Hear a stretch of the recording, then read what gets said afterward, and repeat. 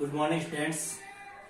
देखो भैया, अपने हिस्ट्री के अंदर छठा पार्ट अपने चल रहा था भारत में स्वाधीनता आंदोलन, और उसमें अपने जो पिछला वीडियो था उसमें अपने बात की थी कांग्रेस की स्थापना और उदारवादी चरण की।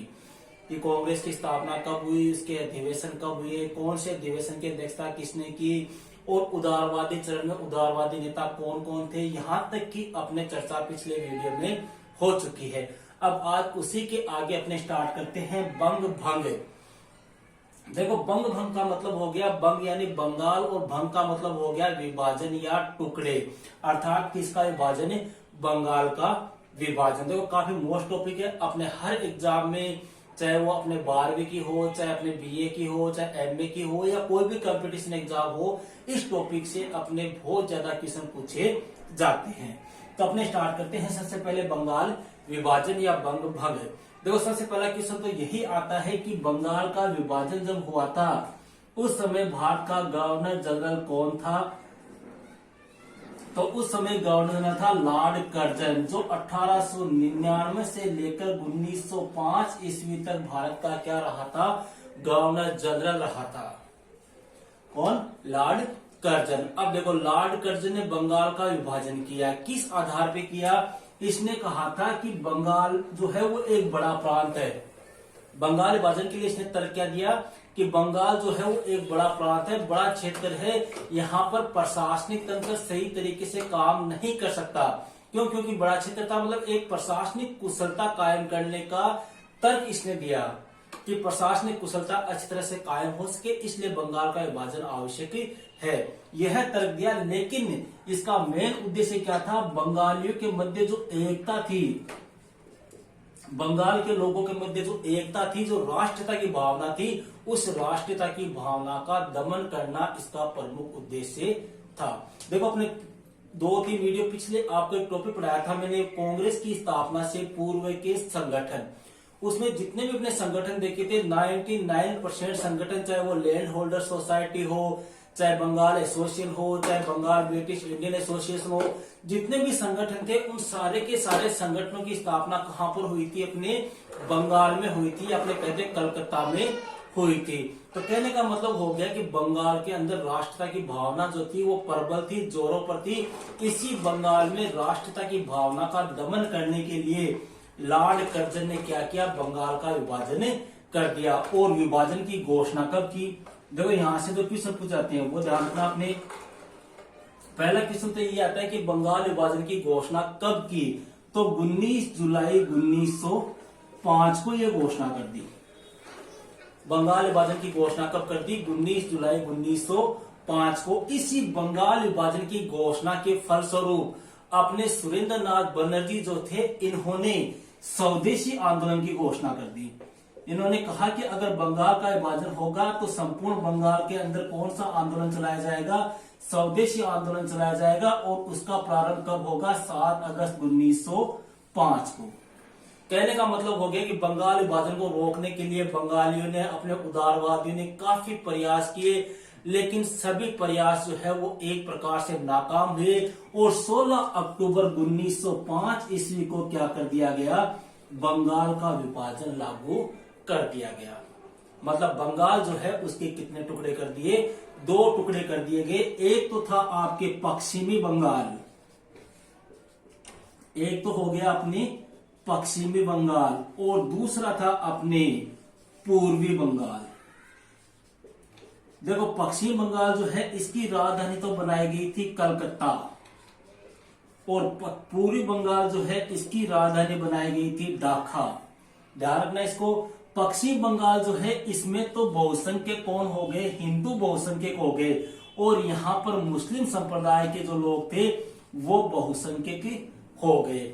अब देखो, ये पश्चिम बंगाल है, इसमें आपका पश्चिम बंगाल है, आपका बिहार है, अपने उड़ीसा है, जो वर्तमान जो क्षेत्र है ना वो किस में आए थे? पश्चिम बंगाल में। और पूर्वी बंगाल में अपने बांग्लादेश, अपने असम, ये किस में आ गए?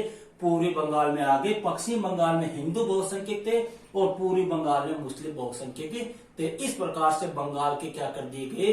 2 टुकड़े कर दिए गए। हालांकि वैसे देखें तो बंगाल इतना बड़ा प्रांत नहीं था, 8 करोड़ के लगभग मात्र इसकी आबादी थी। इससे ज्यादा आबादी नहीं थी, लेकिन बंगालियों में या आपने कहे कि बंगाल के अंदर राष्ट्रीयता की भावना सबसे ज्यादा पनप रही थी।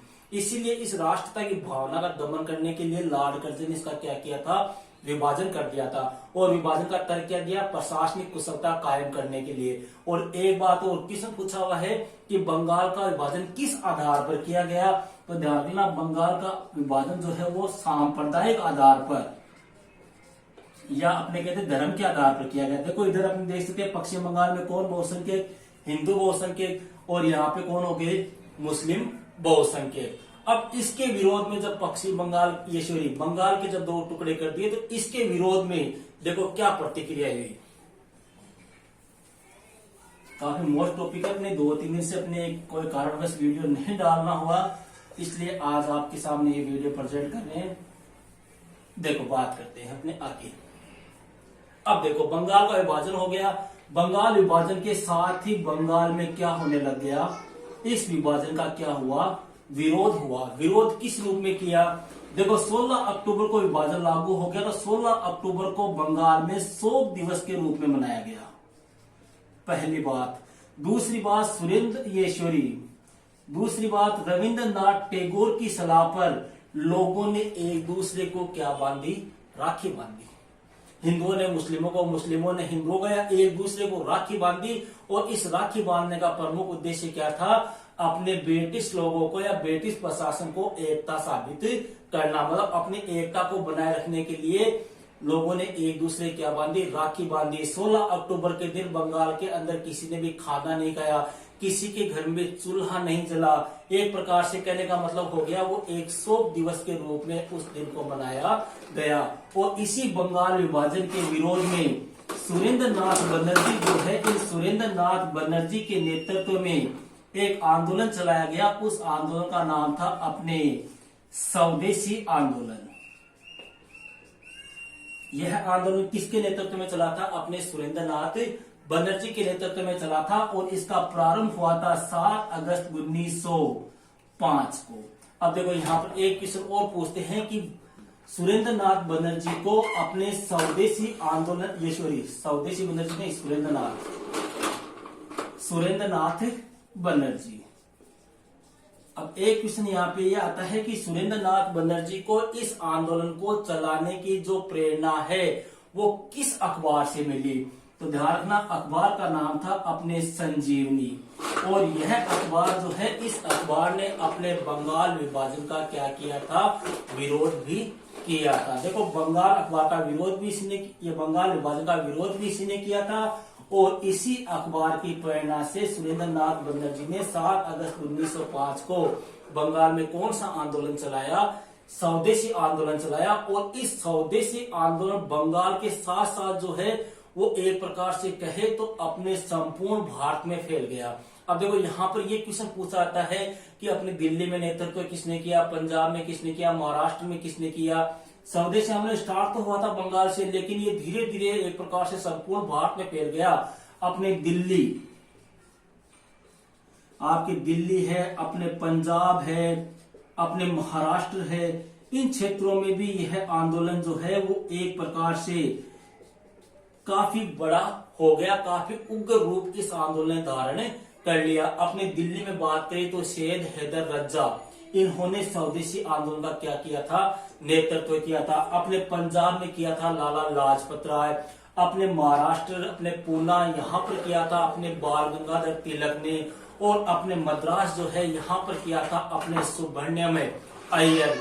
इन्होंने इस आंदोलन का क्या किया था, नेतृत्व किया था। कौन से आंदोलन का, स्वदेशी आंदोलन का। स्टार्टिंग हुई थी बंगाल से, लेकिन बंगाल के साथ साथ यह आंदोलन जो है वो भारत के अन्य क्षेत्रों में फैल गया। कौन कौन से क्षेत्र में फैला, कौन कौन ने नेतृत्व किया, ये सारी बातें अपने क्लियर है। अब देखो बात करते हैं इस स्वदेशी आंदोलन के दौरान लोगों के द्वारा कौन कौन से कार्य किए गए। अब देखो स्वदेशी आंदोलन के दौरान लोगों ने पहला काम तो क्या किया, जो विदेशी वस्तुएं थी उन विदेशी वस्तुओं का तो क्या कर दिया, बहिष्कार कर दिया।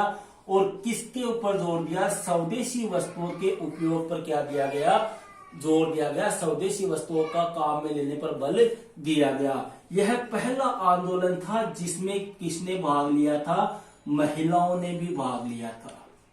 मतलब भारत का यह पहला आंदोलन था जिसमें महिलाओं ने भी बढ़ चढ़कर भाग लिया था। महिलाएं जो है इन्होंने विदेशी चूड़ियां जो थी इनका क्या कर दिया, बहिष्कार कर दिया। इसी आंदोलन के दौरान अपने भारत में खास तौर से बंगाल में राष्ट्रीय शिक्षण संस्थानों की क्या हुई, स्थापना हुई।